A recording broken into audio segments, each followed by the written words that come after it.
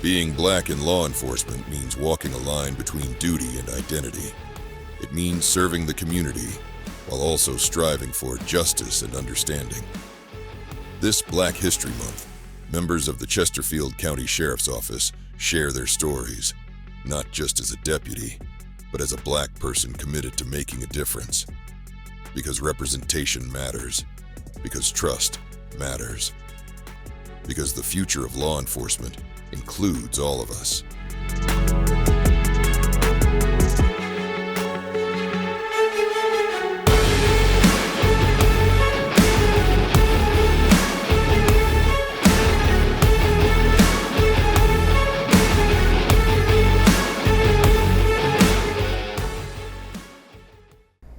All right, my name is Major Eric Jones. Been with the Sheriff's Office now for 24 years, going on 25.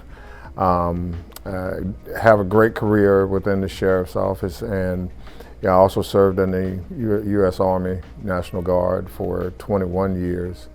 Born and raised in Dinwiddie County, Virginia. Country boy, but a city boy at heart. Ended up moving up to Washington, D.C. after high school, and had some time up there. What inspired me to join the Sheriff's Office was my time in the military. The structure that I had in the military, I could see, having that in a law enforcement organization, and it has proven to be just that. My role models, were my brothers and sisters. I'm the youngest of 8 in my family, and my brothers and sisters, I had 2 brothers that actually were in the military, so that kind of gave me the inspiration to be, in the military, which ended up, leading me into the law enforcement profession. Yeah, law enforcement to me, and I guess how I represent law enforcement is just, especially as a black male, is something that I take great pride in. And I want to exude that pride to, the younger generations or generations that, are along with me. I think law enforcement in general is just a excellent career. You have career opportunities. You make your own path. And I think that's what the most important part for me was, is that I can create my own path. Nobody has to create it for me, and I take those efforts and work hard every day and make my way, the way I want it. If I don't want to go any further than being a deputy, then that's perfectly fine too. But thankfully I was able to make my way through the ranks here in the Sheriff's Office, and honestly it was through my work, and nothing more than that. I'm a hard worker, and I give 100% every day I come into the office, and I think that's what organizations look for. As far as the younger generation goes, there's a lot to be said, for somebody who works hard and who dedicates their time and efforts towards an organization or a group. Whatever you give to them, ultimately will be given back to you, and I think that's what I've found here. So our younger generation, I believe, at times see law enforcement as a threat to them. I try my best to dispel all of that, because it's, when I hear parents, say, "Oh, he's going to arrest you," or do something like that, I'm like, no, don't do that to him, because again, that sets that tone for them, saying that that's all we're there for, is to arrest somebody. Yeah, and that's not the case at all. I try to, and many others, not only me, try to help, the people, in our communities in any way we possibly can. That's what we're there. I consider myself a servant at heart, and I can tell you that most people in law enforcement do.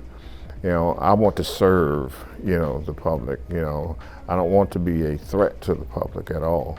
I'm here to serve them. I'm here to help them in any way I possibly can. I'm here to protect them in any way I possibly can.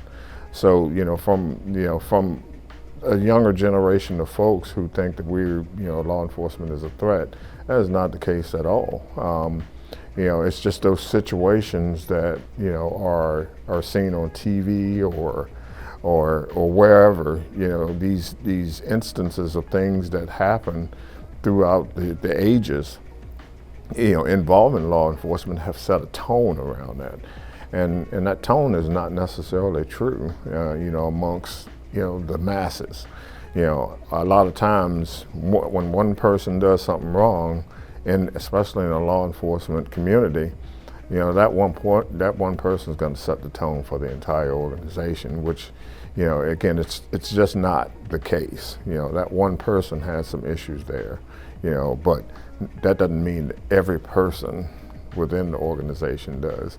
So just trying to, from a standpoint of trying to mentor younger generations, that's one of my key pieces there, just to try to change the perspective on how we are viewed. So for individuals of color and who are maybe considering this line of work, or maybe have been asked about going into this line of work, I can tell you my experience has been, when I ask somebody, they're like, "Oh no, I am not doing that." In order to change that, I try to tell them, hey, if you're a servant or if you like helping people, that's what this is all about. It's about helping people. It's about being a positive role model, and I can't think of a better position to be in, than to wear this uniform and be that positive role model, and to be able to exude, that image to somebody.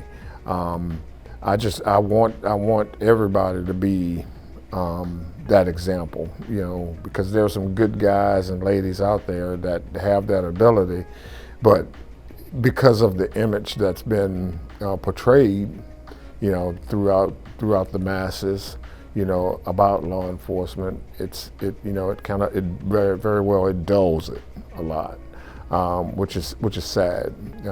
So I would say that anybody who truly has a servant heart, who wants to help people, who wants to be a part of their community, that this career is that. I've had several moments in my career that have highlighted, my time here within the sheriff's office. Obviously I started out as a deputy in the jail, just like everybody else does, and worked my way up and ended up getting to workforce where I was taking out inmates. And I'll never forget, I was in the middle of the woods somewhere, cutting wood we had a crew of inmates with me, and the sheriff ended up calling me and asking me did I want community outreach. So at that time, I said, of course, said yes, and community outreach was one of my biggest niches in this organization. So I thoroughly enjoyed that. And that was, all of these are just little highlights, so community outreach, when I got promoted to sergeant, and worked my way up through the ranks, as a sergeant, as a lieutenant as a sergeant at the academy, as a lieutenant in a new position within the sheriff's office, which was the PIO for the sheriff's office. Did that. And again, that was a new position that didn't have anything built. I had to build it from the ground up. And getting promoted to captain, I think, was a big highlight, because, captain's positions are very, very demanding. Not saying that any other positions weren't, but getting promoted to captain was a huge highlight. Number one, because it was such a huge career change for me. But also I was the first African American captain to be voted within the sheriff's office. And then years later, probably 7 years later, I was promoted to major, which is the position I'm in now. And again, I took that next step as the first African American major, because there hadn't been one here. I'll tell you, the organization, the sheriff's office as a whole, I think, is growing in that fact. It's, I guess I was kind of I kind of took a step back, at both of those promotions because, number one, I didn't know that. I knew about it, but it's like it's sad that it took so long for that to happen, for an African American to take a position like that. And for whatever reason, it just happened to be me. I didn't do anything special. As I said in the beginning, I work. I give 110% every day I come in here, and that's all I did. To be seen as somebody who could actually do the job. But those career steps and being the first African American male to be in these positions is phenomenal to me. So, okay, so Black History Month is a time there's a lot I don't know, and I'm sure that resonates with a lot of people. But there's a lot that I try to learn, and it's sad that the Black History Month is only 1 month because there is so much out there that's not visualized or not put out there in books or anything like that. So that's what I try to do. Each month, I get to see a lot more of that. Some of these things I can't find, but you'll see them in programs that are on TV and things of that nature. So I take the time to visualize and to see those things and to learn more about the history of Black history.